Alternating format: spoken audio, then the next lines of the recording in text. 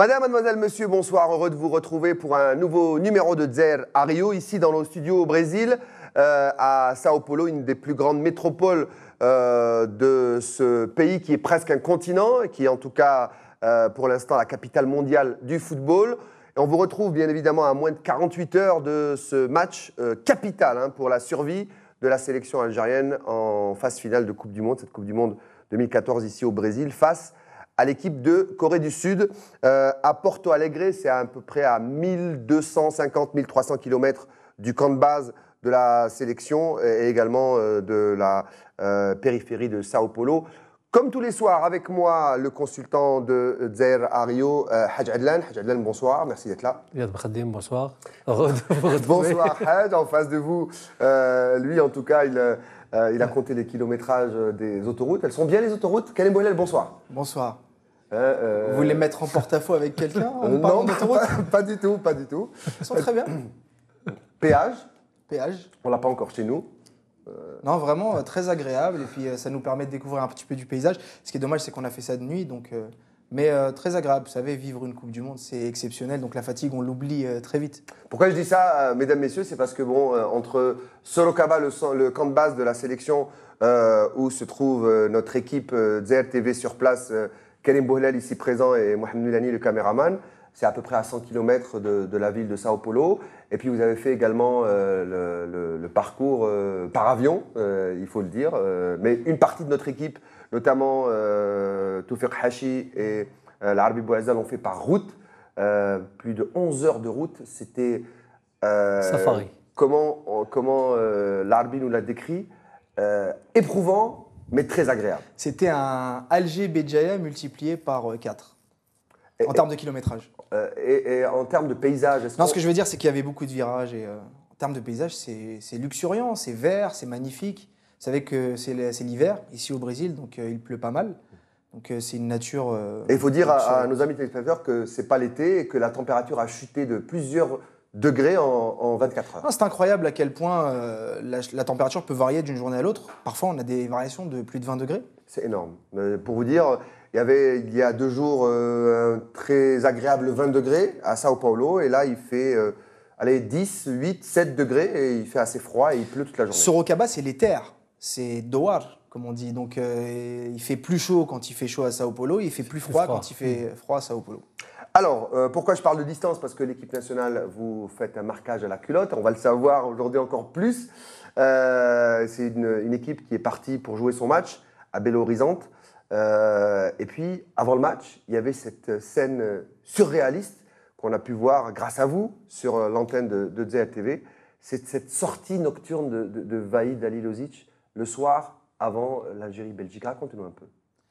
On était devant l'hôtel, on discutait un petit peu avec les collègues et puis avec Mohamed Moulani, donc le caméraman. Et puis d'un coup, on a vu une silhouette traverser le hall de l'hôtel, l'air hagard, traverser la rue. C'était Vahid Halilovic.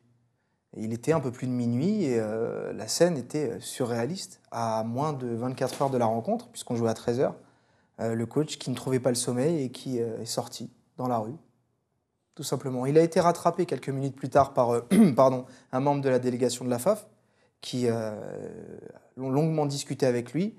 Et ça se voyait que de loin, il lui demandait de rentrer, quoi. Parce que je sais pas, ça fait un peu tâche quand même de voir l'entraîneur qui est censé apporter une certaine forme de sérénité au groupe sortir à un peu plus de minuit et marcher dans le vide. Mais c'est peut-être la méthode Vahid, tout simplement. Hadj, est-ce que c'est une méthode, ça, Vahid? Quand on voit une scène comme ça, on peut la décrypter comment? Même si c'est une méthode Vahid, je pense que moi, je ne l'ai pas vécu de ma carrière. Puis il pouvait le faire peut-être ailleurs. Peut-être que chacun extériorise la pression comme il peut. Non, mais forme de fuite aussi. Peut-être qu'il voulait sortir du cadre de la boule où étaient tous rassemblés. Mais il pouvait le faire sur place. Il pouvait faire les 100 pas dans sa chambre. Par exemple. Ou bien dans le couloir, dans le hall. Mais pas sortir tout seul. Peut-être qu'il pouvait sortir, mais avec quelqu'un. Ou accompagner son staff pour essayer de discuter de la façon de… Ce qui était frappant dans cette scène, c'est qu'on voyait un homme qui ne savait pas où il allait. Oui, si vous faites la métaphore avec l'équipe nationale, tout à fait. ça peut prêter à confusion. Il semblait qu'il était perdu. Il semblait qu'il était perdu. Et il semblait qu'il cherchait quelle formule, tout simplement. Quelle formule il allait adapter pour le lendemain. Après, on peut interpréter ça comme on veut, mais vraiment, le sentiment que j'ai eu en le voyant, c'était qu'il ne savait pas où il allait. Tout simplement. Il a traversé la rue, il regardait à gauche, à droite, comme quelque si, part, Karim, quelque part, est-ce qu'il ne savait pas qu'il pouvait être filmé? Voilà. Lui qui a des rapports très complexes avec la presse. Je vous dis, il a traversé le couloir, le lobby de l'hôtel, tel un fantôme. Il est passé devant nous, bon, sans nous saluer, mais ça, on a un petit peu l'habitude. Et il a traversé la rue, et puis là, il a cherché son chemin, tout simplement. Il ne vous a pas reconnu, peut-être? Peut-être. J'ai l'habitude qu'on ne me reconnaisse pas. Non, mais il connaît bien Karim Bouhelal. Alors, on va parler de cette Mais vous ne l'avez pas raté. C'est le plus important. Ça, messieurs, c'était avant le match de la Belgique. Après le match, il y a eu un discours psychologique. Il y a eu également, j'allais dire, un travail de façade obligatoire avec la presse, parce qu'il faut qu'on donne le change, bien évidemment. Ah, là, on sent que c'est obligatoire. Hein. C'est pas de gaieté de cœur qu'ils le font. Oui, mais il faut se mettre aussi à leur place. Nous, on fait notre job de journaliste, on essaye d'aller à l'info, etc. Et eux aussi, ils font leur job, ils doivent jouer une compète, ils doivent rester concentrés. Donc, on fait la part des choses. Mais la communication fait partie du job. Eh oui. Pour eux. Surtout quand et là, c'est un ancien joueur qui le dit. Surtout quand on fait des faux pas. Il faut savoir aussi répondre à la presse. Et la presse, c'est l'opinion publique. Il faut savoir affronter aussi. Il y a plusieurs exemples qu'on peut citer. Pour revenir à Alirozic, peut-être qu'il a fait exprès aussi de sortir et de se montrer, pour essayer de se montrer aux gens que je suis là, je suis responsable de ce que je vais faire demain. Mais maintenant, pour la communication, ça fait partie aussi de la vie d'un groupe. C'est bien ce que vous dites, très important. Adlen, parce que Vaïd a toujours eu ce beau rôle de faire le buzz, on peut le dire. L'expression est un peu dure peut-être, mais il fait le coq devant la presse. Il est très bon devant la presse algérienne. Devant la presse algérienne, même devant la presse internationale. On l'a vu quand il était entraîneur du PSG ou de Lille. Il était même une star de marionnettes et de poupées dans une chaîne. Mais il n'y avait pas deux poids, deux mesures avec certaines presses à l'époque. C'est pour vous dire que dans son rôle de communicateur, il est très bon, il est même coriace, mais une fois sur le banc, c'est autre chose et c'est là que c'est compliqué pour lui. Et c'est son vrai job en réalité. On le sentait perdu quand même à certains moments contre la Belgique, où on a une photo assis complètement sur une glacière. Là, ça vous donne à réfléchir. Est-ce que réellement, même on parlait tout à l'heure avec Karim, il allait faire un changement du côté de Mendy. C'est une scène assez loquace. Et là, on se demande, Karim, est-ce que le rôle quand on a un staff digne de ce nom, qu'on peut communiquer avec nos collègues? Parce qu'il y a plusieurs idées qui viennent, et là, c'est le sélectionneur qui prend la dernière décision. Là, on le voit seul, il y a plusieurs scénarios qui défilent dans sa tête. C'est pour cette raison qu'il a été quelque part perdu pour faire le changement. Non, mais une chose qui ne laisse aucun doute dans ce groupe-là, c'est que Vaïd Alilozic est le seul maître à bord. C'est-à-dire que quand Vaïd exige, Vaïd a. Dites-le avec l'accent. Je ne me permettrai pas. Ça fait très Vaïd, ça. Quand Vaïd exige, Vaïd a. Non, il faut savoir que tout le monde est à son service. On est logé dans le même hôtel que les membres du staff de la FAF. Et ils cèdent à la moindre exigence. Ils sont au four et au moulin pour lui. Vraiment, ils répondent à chacune de ses exigences. Donc, si échec il y a, ce que je ne souhaite vraiment pas, il ne pourra pas jeter l'anathème sur les membres de la FAF.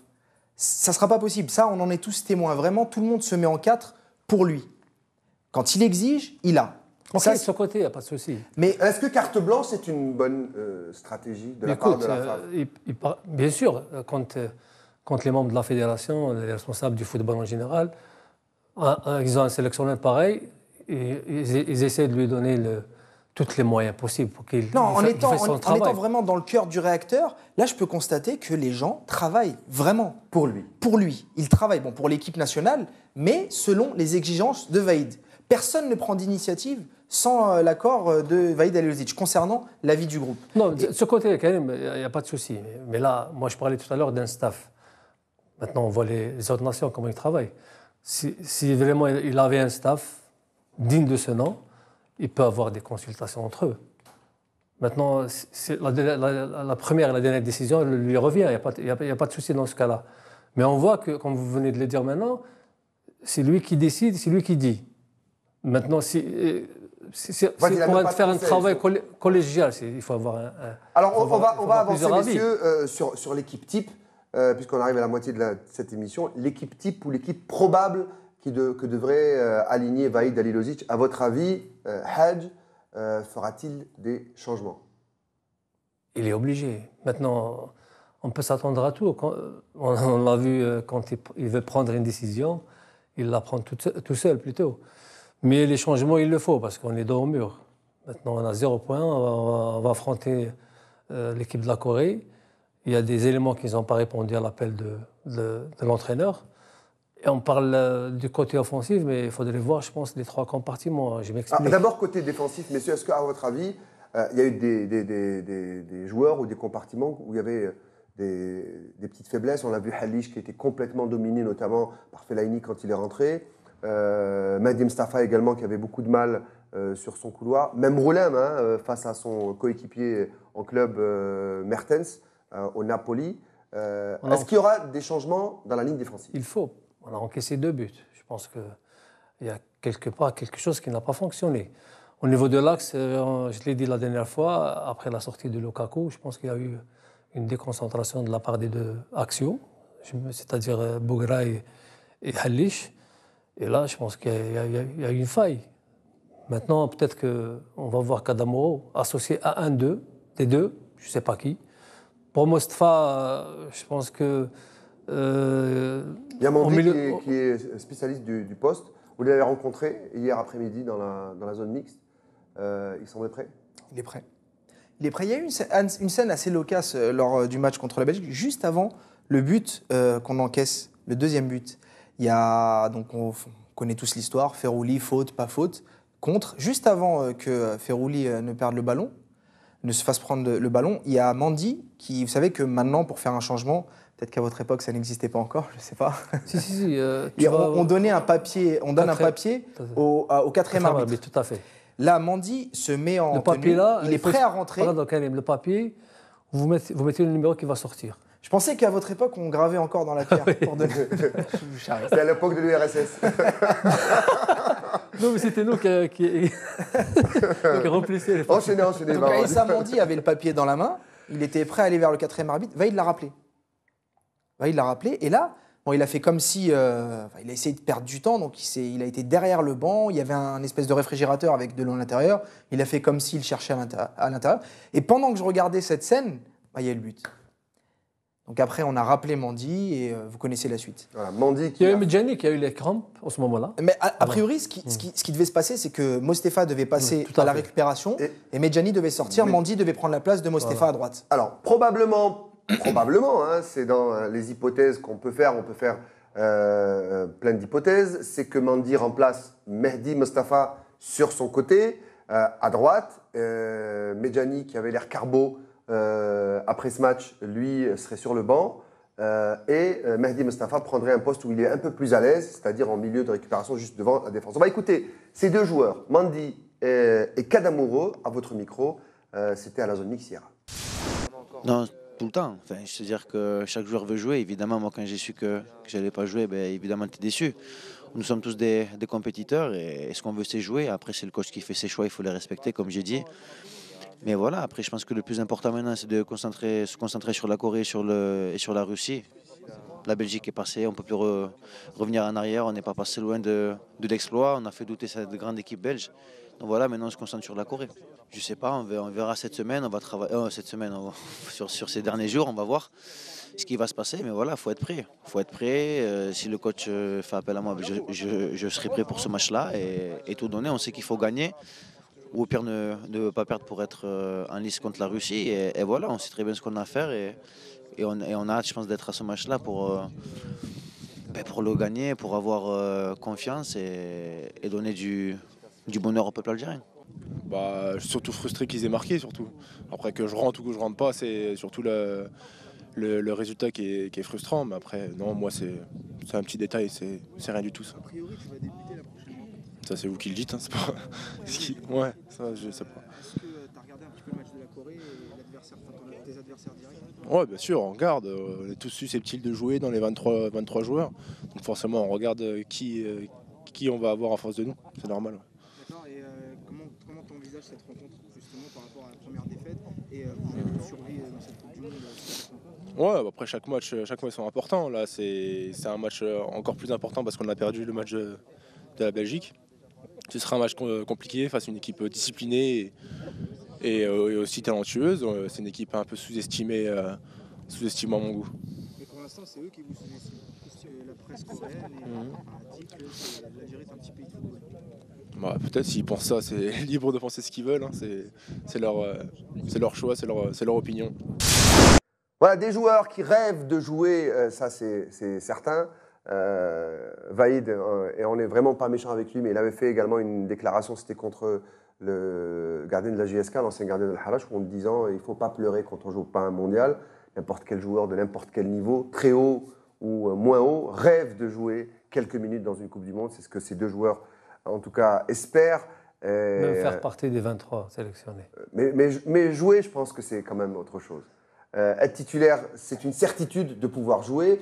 Et quand on a, comme Mandy, et je pense que c'est atroce, comme ça, un bout de papier, en se disant je vais fouler la pelouse, et on ne perdait pas encore à ce moment-là. On menait 1-0. C'est quand même un rêve qui se réalise.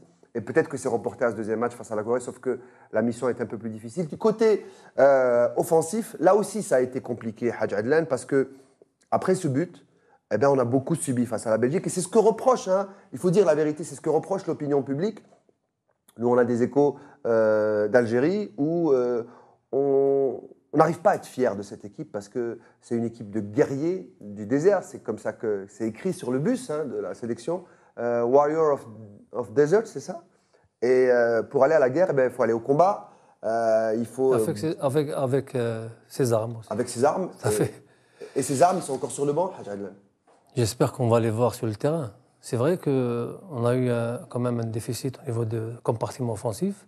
Les joueurs qui savent garder le ballon. Ou voilà, même les joueurs qui étaient incorporés le jour de la rencontre contre les Belges, ils perdaient plus des forces sur le plan défensif que quand on récupérait le ballon. Non, s'il y a eu des failles techniques. C'est en termes de stratégie, c'est pas en termes d'effort ou de volonté, pas du tout.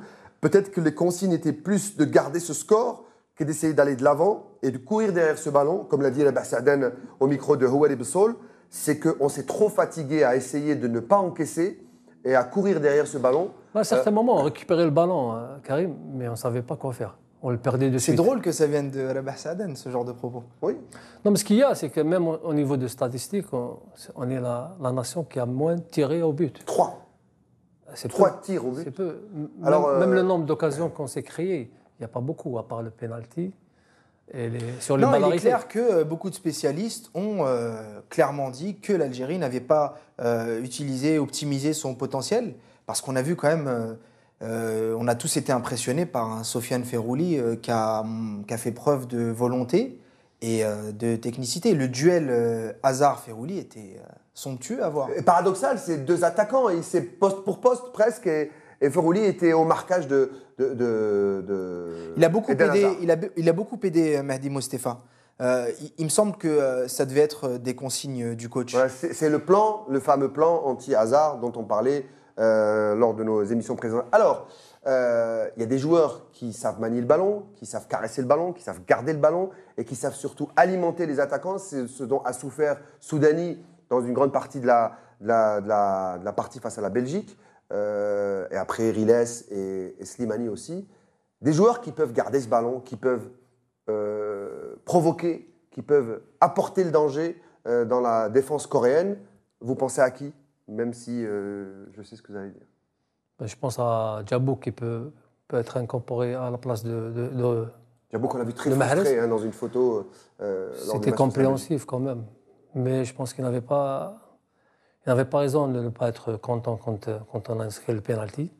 Enfin, c'est une photo volée qu'on a vue sur Facebook. C'est pas une déclaration qu'il a faite. C'est une frustration personnelle, la joie du but de Ferrouli, tout le banc qui se lève.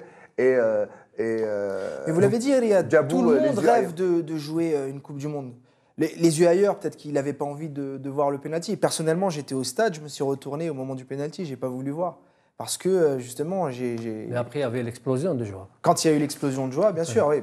Ça peut être différemment interprété, ce n'est qu'une photo. Maintenant, il y a Brahimi qui peut être un potentiel titulaire. C'est quelqu'un qui sait garder le ballon, c'est quelqu'un qui vient pour demander le ballon et conserver et être plus près des attaquants.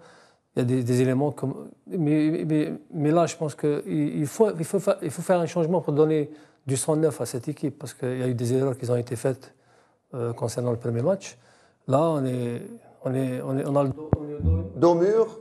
Adlan, on va parler justement du rôle et peut-être du courage de Vahid de changer de dispositif lors de ce second match avec Brahimi et Djabou. Brahimi ou Djabou, on va le savoir. On va d'abord écouter les deux hommes à votre micro. Karim Bouhlel, c'était également hier lors de ce point de presse en marge de l'entraînement de la sélection algérienne.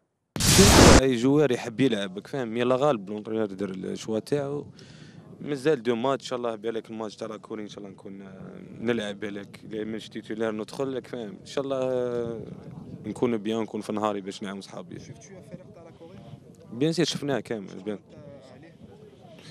كيب قويه شفناهم متفاهمين يعرفوا بعضهم بزاف مي ان شاء الله احنا عندنا لي كاليتي باش نقابلوهم ان شاء الله وعلى بالك واش هم يقولوا على الجزائر؟ نو ما يبيش يقولوا بلي حنا بلاد صغيره تاع الفوتبول وهم كونفيون بزاف اسكو هاديه اسكو تقدر بيان سير الهضره هذه ماذا بيا يسموها لي جوار كامل باسكو تموتيفي لي جوار ان شاء الله احنا نبين لهم باللي بلاد كبيره تاع فوتبول ان شاء الله. بيان سير احنا جيست بعد الماتش اللي روماركيتو تفاهمنا لي جوار هضرنا مع في بعضنا وتفاهمنا باللي لازم ننساو لا ديفات باسكو عندنا مازال عندنا لا شونس كبيره ان شاء الله مع لاكوري ان شاء الله نديروا ماتش كبير وان شاء الله نكونوا في نهارنا نفرحوا الجمهور تاعنا ان شاء الله. ان شاء الله يا ربي انا ما نقدرش وحدي ندير كلش بالمعاونه تاع المجموعه ان شاء الله نكونوا كامل في نهارنا باش نديروا ماتش كبير وماذا بيا انا نعاون صحابي وماذا بيا ان شاء الله نكون عون كبير لصحابي ان شاء الله. Voilà donc les deux milieux offensifs de la sélection. Brahimi peut-être, en tout cas selon les spécialistes de la Liga, meilleur dribbleur du championnat d'Espagne, alors que Djabou lui a fait le bonheur du club africain. Également peut-être un des meilleurs caresseurs de ballon qu'on ait connu, que le football algérien est formé depuis de nombreuses années.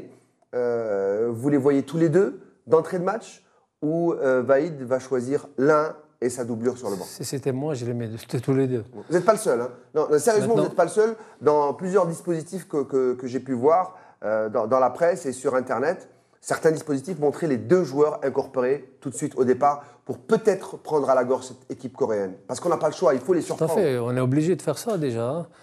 Peut-être qu'il va les incorporer les deux, mais maintenant, on va voir comment ça va être la composante qu'il va choisir Ali Lozic. Mais en parlant de Brahimi et Djabou, il y a d'autres éléments qui peuvent être titulaires aussi. Peut-être que Rilas va être à la pointe de l'attaque.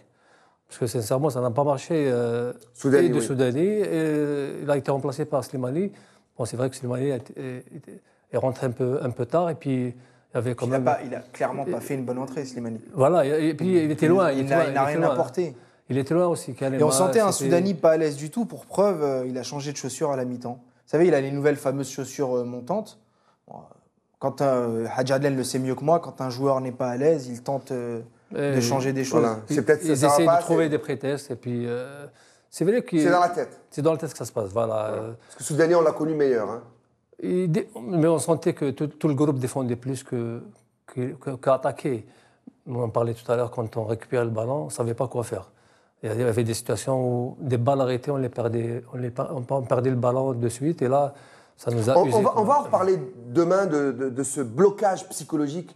On avait reçu, souvenez-vous, Khoualed Ezemamouche au lendemain du match face au Burkina. Quand il y a de l'enjeu, même s'il y a beaucoup de talent dans cette équipe, elle est timorée par l'enjeu, elle est complètement tétanisée. C'est ce qu'on a vu, une équipe qui perdait complètement ses moyens et qui oubliait son football. Demain, on va débattre de ça. Pour terminer, juste avant de passer à la suite de la compète et voir le classement de ce groupe H avant le match face à la Corée, il y a, je ne sais pas si on peut l'appeler le cas, mais il y a le cas Yebda. Parce que depuis le début depuis la liste des 23, on ne parle de Yebda qu'en termes de blessures, clinique, hôpital, retour, musculation. Ambulance. Qu'en est-il, Karim? Il y a clairement un cas Yebda. Il est très agacé. Dès qu'il voit une caméra, il nous dit clairement de nous en aller. Il ne veut pas s'adresser à nous, sauf quand on l'y oblige. Pour preuve, ce point presse surréaliste de 2 minutes pour toute la presse concernant justement le cas Yebda, où il est venu, il avait un discours policé, il y a eu un filtre, le premier Vaïd El-Lozic, le deuxième Kader Berja. Il est venu vers nous, il a fait son discours, il s'est déplacé de micro en micro. Merci, au revoir. Et le point de presse avec le docteur Boulali, c'est très rare. Et donc, il y a un point de presse avec... Il a tenu à ne pas s'exprimer. Il nous a demandé, justement, bien gentiment, de ne pas lui poser de questions qui sortaient de ses compétences. Il pouvait nous donner des points strictement d'ordre médical. Après, si on lui parlait de tel ou tel joueur, il bottait en touche. Ce que je peux comprendre. Surtout, après, ce dont on a parlé tout à l'heure, à savoir que Vaïd est le seul maître à bord et il peut reprocher à... Les gens ont peur, clairement. Il faut dire les choses. Les gens ont peur de s'exprimer. Mais la nature de la blessure de Ibda. Bah, c'est pas clair. Il s'agit d'une entorse à la cheville, mollet. On ne sait pas. Il n'y a aucune communication relative à la blessure de Ibda. Mais c'est clairement un couac. On avait un Adlen Guedioura qui était prêt, on ne va pas refaire l'histoire. On avait un Hassan Ibda qui avait fait une saison mi-figue, mi-raisin avec l'Udinese. Déjà blessé en Suisse. Que Vaïd El-Lozic décide de garder. Et finalement, Hassan Ibda ne répond pas présent, il s'entraîne en marge du groupe. On a vu d'ailleurs des images sur ZLTV, des images volées aussi en quelque sorte, d'un groupe qui s'entraînait sur les terrains mis à la disposition par le Centro Atlético de Sorocaba. Et dans la salle de musculation, seul Hassan Ibda. Mais on a eu une petite indiscrétion concernant... Ça témoigne un petit peu de la tension qui peut régner chez ce joueur qui est Hassan Ibda.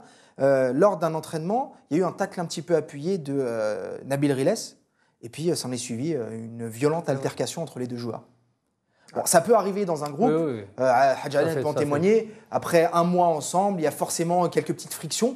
Mais venant de Ibda, ça ne surprend pas plus que ça, étant donné que le joueur est en Coupe du Monde. Est-ce qu'il mérite d'y être ? Est-ce qu'il ne mérite pas d'y être ? En tout cas, il y en a un qui doit avoir pas mal d'amertume, c'est Adlen Guedioura. Voilà, donc on va reparler du cas Ibda si jamais cette blessure persiste et que le choix de Vaïd, lui, sera certainement critiqué après ce mondial, surtout qu'on voit que dans le milieu de terrain, on a quand même quelques petits soucis à garder le ballon, c'est un poste stratégique. S'il ne sera pas dans la liste des 18 pour le match de la Corée, je pense qu'on peut dire qu'il y a un cas Ibda. Très bien. Alors voilà, c'est fini pour la sélection algérienne, donc on en reparlera demain à moins de 24 heures. Vous partez juste après cette émission, Karim Boulel, à Porto Alegre. Ça va être long. Donc il fait froid. Il fait froid, mais vous avez ramené une petite laine ou une doudoune? Non, justement, je vais demander une extension de budget. On va vous l'accorder. On va vous l'accorder. On m'a dit qu'il faisait beau au Brésil. Oui, tout le monde croyait qu'il faisait beau et qu'il y avait du soleil et que tout le monde serait en débardeur pour pas dire plus. Mais en tout cas, tout le monde maintenant a une petite laine, voire même des anoraks parce qu'il pleut pratiquement toute la journée. Voilà donc pour la météo de cette émission. On a beaucoup parlé de météo aujourd'hui. Oui, beaucoup parlé de météo. Il manque, la nature aussi. Il manque peut-être l'infographie, mais on y travaille. Nassim Boussadia est derrière son clavier et il va vous concocter aux petits oignons le tableau d'abord de ce groupe H où on le voit. L'Algérie est dernière avec 0 points. Au milieu, et c'est très clair, quand on fait match nul, eh bien on a 1 point, Russie et Corée, qui sera devant nous avant ce match, donc dans 48 heures. Et puis en tête, la Belgique qui a pris le meilleur sur l'Algérie. Voilà donc pour le groupe H. Les Africains, en tout cas, eux, continuent à décevoir. La Côte d'Ivoire qui avait bien commencé, Hadj, eh bien, face à la Colombie, elle s'est inclinée malgré un superbe but. Gervinho. Gervinho, merci. Karim Boulel, le Romain. Et bien la Colombie, elle passe. Oui, je pense que la Colombie a joué à domicile. Là, il y avait quand même le stade était plein. C'est comme si l'Algérie jouait en Tunisie. Il faut savoir que la Colombie est frontalière du Brésil et que les Colombiens n'ont pas besoin de visa pour venir au Brésil. Okay. Il y en a même qui sont venus en voiture. Oui, le stade était plein. La majeure partie des supporters, c'était des Colombiens. L'entame de la rencontre, c'était équilibré. Au bout de 30 minutes, je pense que quand même une petite ascendance de la part des Colombiens. Ils ont marqué le premier but sur une balle arrêtée, faute de marquage. Puis l'homme du match concernant la Colombie, c'est le vétéran Mario Yepes, qui a sorti une prestation de toute beauté. Du côté ivoirien, il y a l'ancien coéquipier de notre consultant Mohamed Ben Hamou au PSG, ça reste un leader charismatique. 38 ans. 38 Oui, il ans, faut le faire. charismatique leader, titulaire Tout hein, à fait. dans ce stade, porté par tout. Je ne l'ai pas vu souffrir hein, tout au long de la partie. Hein. Pourtant, il avait c'était vraiment, hein. des bons clients en face de lui. Ah oui, oui, Dans la dernière demi-heure, c'était quand même Didier Drogba. tout à fait. Et donc, la Colombie passe devant ses supporters, beaucoup de supporters, vous l'avez dit, qui viennent même en voiture. Mohamed Bourmi a même rencontré un supporter avant ce match-là, dans le musée du football de Sao Paulo, un superbe reportage que vous pourrez suivre sur l'antenne de Zaire TV sur ce musée qui a été ouvert en 2008. C'est peut-être l'un des plus beaux musées du football de la planète. Vous allez découvrir des images extraordinaires, ne le ratez pas. Dans ce même groupe, le groupe C, le Japon et la Grèce font 0-0. Ils se retournent dos à dos. La Grèce a tenu à 10 après une expulsion. Et donc Pendant les deux 80 équipes minutes, peuvent encore espérer, même si la Côte d'Ivoire a peut-être plus de chance. un peu plus de chance. Des équipes les plus laides d'avoir joué la Grèce. Ouais, c'est peut-être le match le plus improbable de ce tournoi, Japon-Grèce. On a eu du mal, hein. Tout à fait. Il faut le dire, on était en train À certains moments, on disait qu'il n'allait pas finir. Parce qu'on vous dit tout, on est en train de dîner en regardant ce match. On n'arrivait pas à se motiver pour le regarder. On se demandait juste si... Les Japonais ont grillé un joker, je pense. Ils ont grillé un joker. Alors, l'autre fait marquant, mesdames, messieurs, c'est bien sûr l'élimination de l'Angleterre, l'équipe d'Angleterre qui est passée en 2010 malgré un match nul face à l'Algérie. Et bien cette fois-ci, elle passe à la trappe comme la Roja et elle se fait éliminer par une surprenante équipe de l'Uruguay, la Céleste, et qui est sauvée par l'homme providentiel, celui qui avait volé la demi-finale au Ghana. Souvenez-vous. Suarez. Ouais. Tout à fait, oui. Moi, je l'ai trouvé à 50-60% de ses moyens. Mais Ça suffit. il est doté d'une intelligence vraiment On extraordinaire. ne va pas rentrer dans des calculs improbables, comme vous dites, mais l'Angleterre, mathématiquement, n'est pas éliminée. Tout à fait. Oui, mathématiquement non, mais être à 0 points après 2 matchs, ça paraît compliqué. Oui, mathématiquement, ce n'est pas encore fini. On a déjà vu des surprises. Hein. Ouais, mais je pense que... En tout cas, pour les même- supporters, même- on va le voir, Amin Thierman et Mehdi Haddad se sont baladés dans les rues de Sao Paulo, où s'est déroulé hier ce choc entre l'Uruguay et l'Angleterre au stade des Corinthians, ici à Sao Paulo. C'était le stade du match d'ouverture entre le Brésil et la Croatie.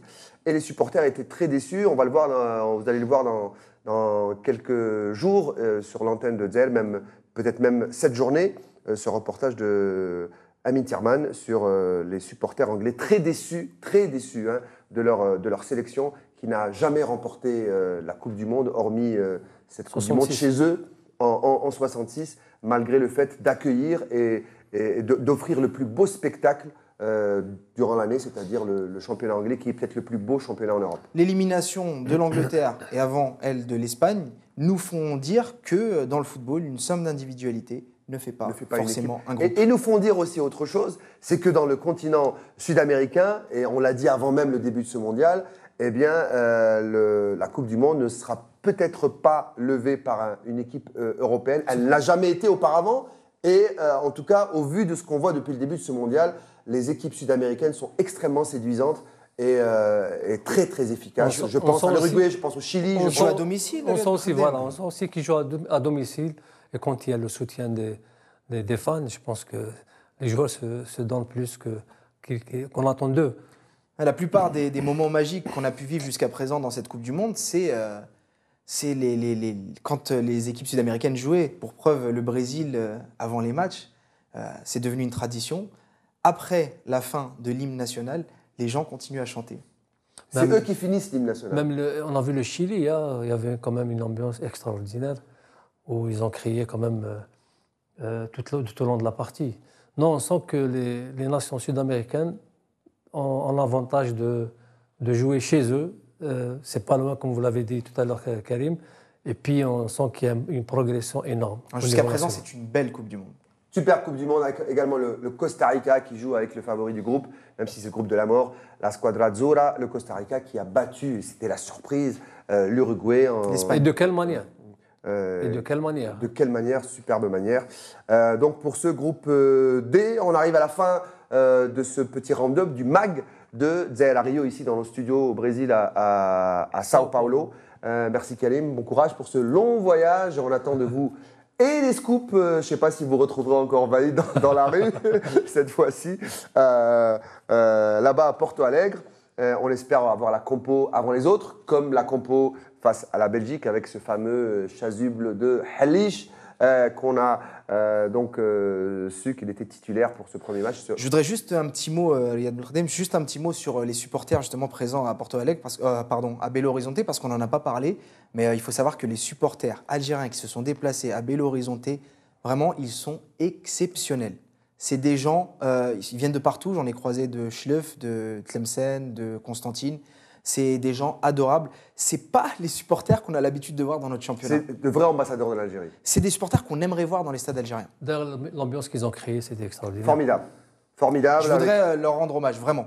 Et en tout cas, si jamais on a rendu un hommage à la Palestine, c'est peut-être à Belo Horizonte qu'on l'a entendu. Ça a sonné très très fort. Et puis rendre hommage aussi à ceux qui ont permis le voyage aux supporters. Voilà. Parce qu'il y a eu toute une organisation. D'ailleurs, il y a pas mal de journalistes qui on communique pas mal. Ils me disent comment ça se fait qu'il y a autant d'Algériens qui ont pu se déplacer.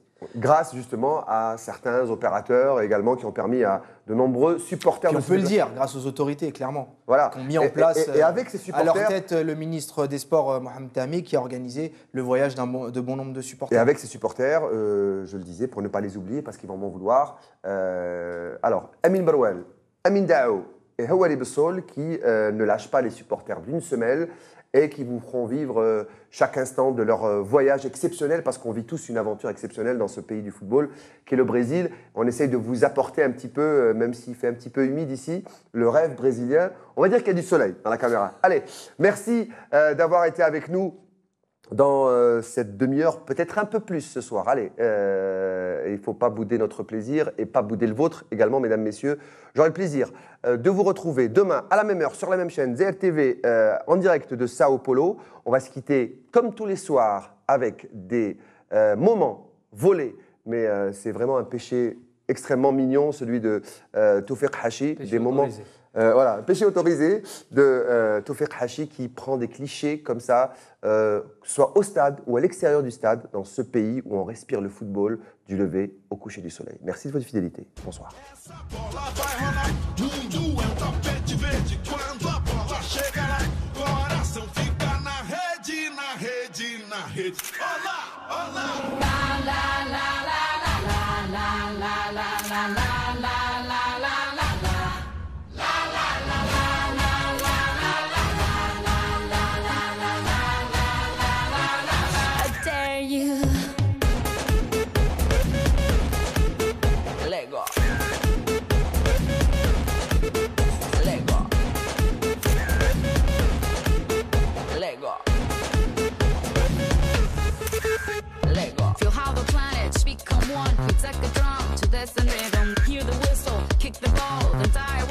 Like an eagle in the open